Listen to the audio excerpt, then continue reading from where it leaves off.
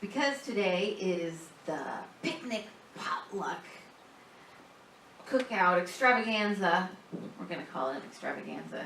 We're going to affirm that it's going to be an extravaganza. I said, a good theme for my talk would be about community and the spiritual necessity, or the necessity of spiritual community. Because, it's really much easier to be peaceful by yourself when there's nobody else around and there's no phone ringing or no any of that other stuff, and there's no, pets that need to be let in and out, in and out, in and out. It's pretty easy to just feel I'm at one with all things because there's nothing annoying me. There's nothing who wants my attention except for just being in this present moment. It's good to go away and remember that every now and then. But that's kind of spiritual development for wusses, Because that's not really how we live our lives. So, we need to have others in our experience because others are a mirror for us. They show us or reflect to us how we might want to be. We have those people we admire who, or even just in a moment, behave in a way we go, ooh, I want that, right? So they're a mirror for us. And if we see it, that means that it's something that we actually have in us that we maybe don't recognize that we have in us. But other people are also a mirror of what we don't want, right? We see a behavior or a choice and we go, I don't want to show up like that. If it really pushes your buttons, it might be because you have something in you related to that. So community is a really important thing because it helps us learn, right? And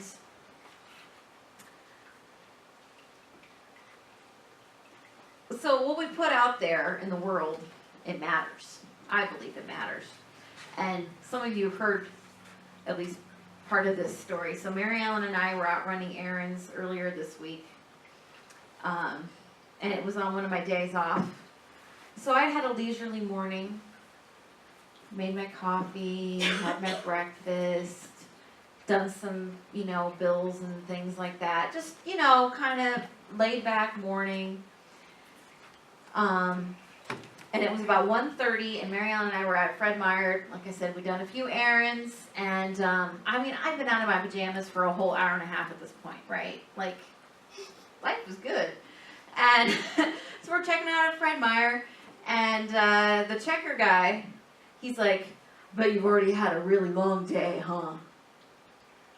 And I'm like, and this is a young kid too, and I'm like, not particularly. I was just like, what made you think that, right? Because we just put our stuff on the, we hadn't, and I was like, and so after, being like, huh? I got in the car and I was driving away and I was like, that was just so weird. And so it made me think about kind of that culture or consciousness that kind of we live in, this got to be busy, things are hard, kind of that consciousness of oh, it's going to be a long day, it's already been a hard day, da da da da da da. It's 1:30 on Tuesday.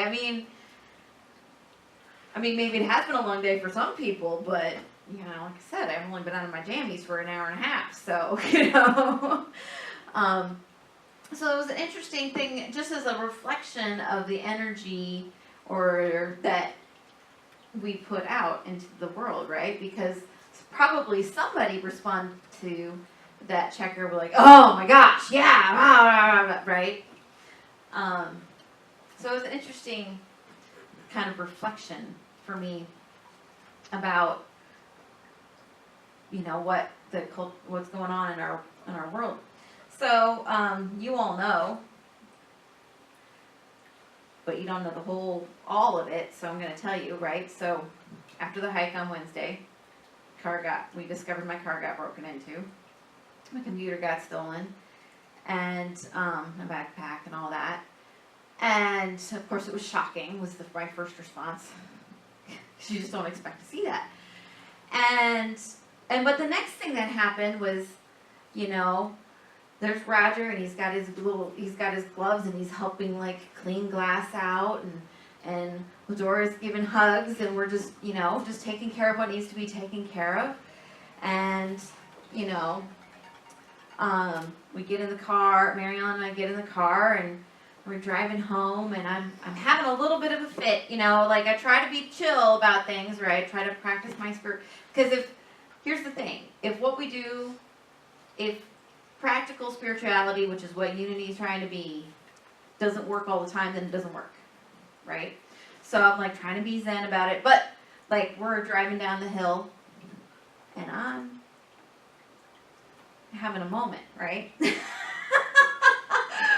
Because, yeah. So I'm like, I'm a good person. I'm a minister. I was doing a church thing. I spend the rest of my time when I'm not doing church thing doing things for Special Olympics. I donated blood yesterday, for gosh sakes. I mean, like, I'm doing the whole self-righteous, like, why me, like listing off to the universe why this shouldn't happen to me. And then I hear, not hear a voice, but like it pops into my mind. The rains fall on the just and the unjust. It's not. Oh yeah, boom. Okay, got it. And so that's what I've been, balancing out these last couple days, is that these things happen. And things happen, and they happen to everybody, and they happen. And then we get to decide what we want to do about it, right? And so, I did all the responsible things, taking care of passwords and reporting to the police and doing all that, insurance company, yada, yada, yada. And the excellent news is that everything that can be replaced has already been taken care of between insurance companies and kind individuals. And so that's great news, because, the universe conspires for my good, just like it conspires for all of your good. And so when there's a gap that needs to be filled, it will be filled. Now, I can't replace some of the sentimental items that were in my bag, but as somebody told me, it's just an excuse to have to go back to Italy. I'm like, well, there's that, so. Not that I needed an excuse, right? But still.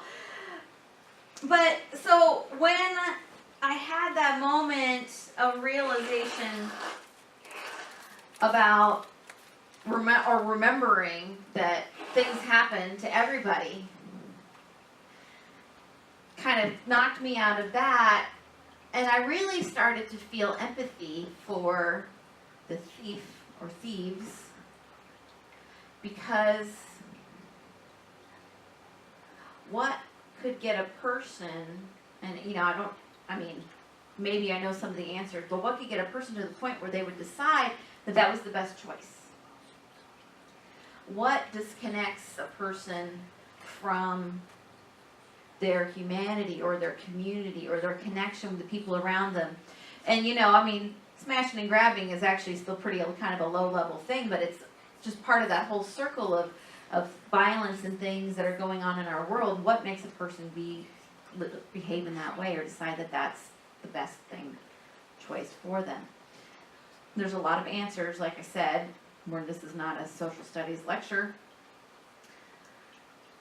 But it gave me a lot of empathy, right? Because I can assume that this person's coming from a sense of lack.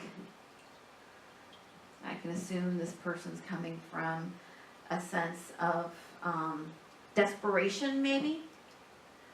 Or a need to fit in, maybe. Or be pressured to do a thing like that. I could come up with a number of things where I could feel some empathy for this person and why they would think that that was the right choice. Or maybe they didn't think it was the right choice, but they did it anyway out of whatever was going on for them. And so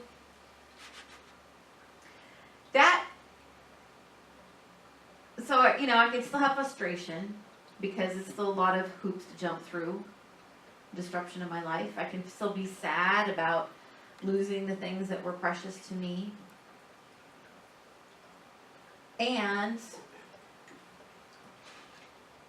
But I don't feel like a victim. And I don't feel like, well, it shouldn't have happened to me because I'm a good person. I'm a good person and things still happen, and if it hadn't been me, it would have been somebody else.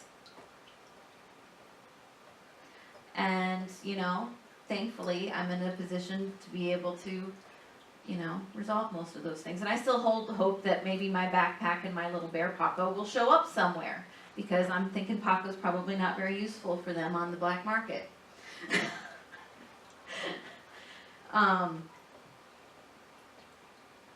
And so, we create the consciousness of our community, right? We are all a part of this big cosmic soup that is consciousness, right? And so that's why we're doing the work that we're doing as a community, this work with the Q process of no one and nothing against you, right? Like, it would be very easy when these kind of things happen to be like, they're against me. This is against me.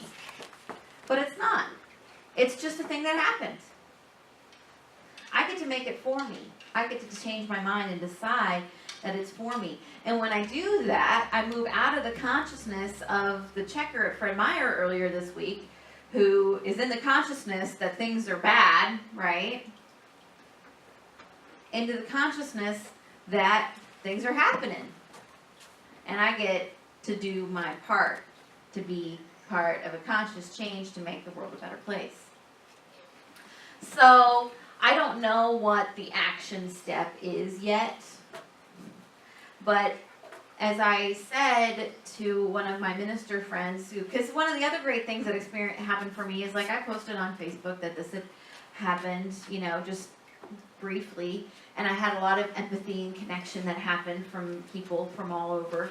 And that helped me feel, so that community was so important to me in that moment, because I didn't feel so alone. I felt embraced and cared for. And one of my classmates even insisted on sending me a new teddy bear. And you don't argue with certain people, and she's one of them, so I let her send me a teddy bear. But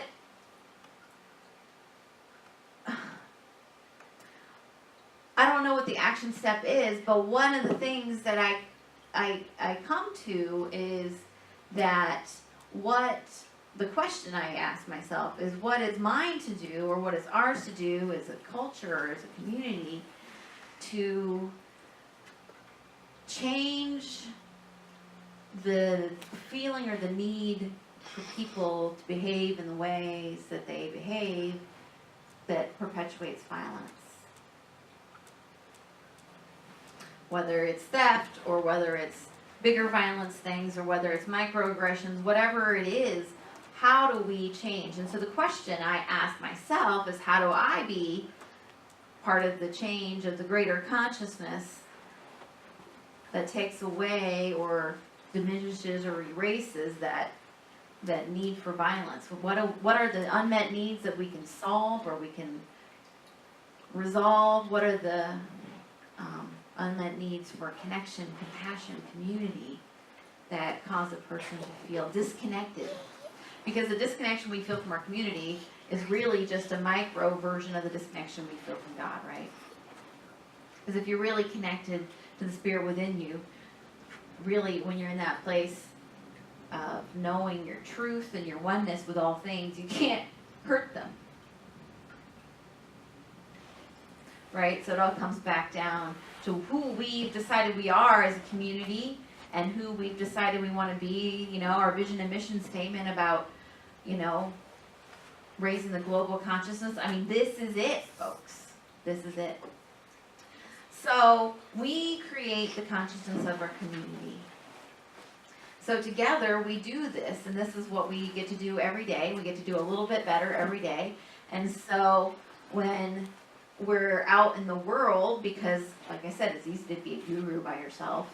But when we're out in the world, we get to be one step more towards having a world that works for all, having a world that's peaceful and helpful for all.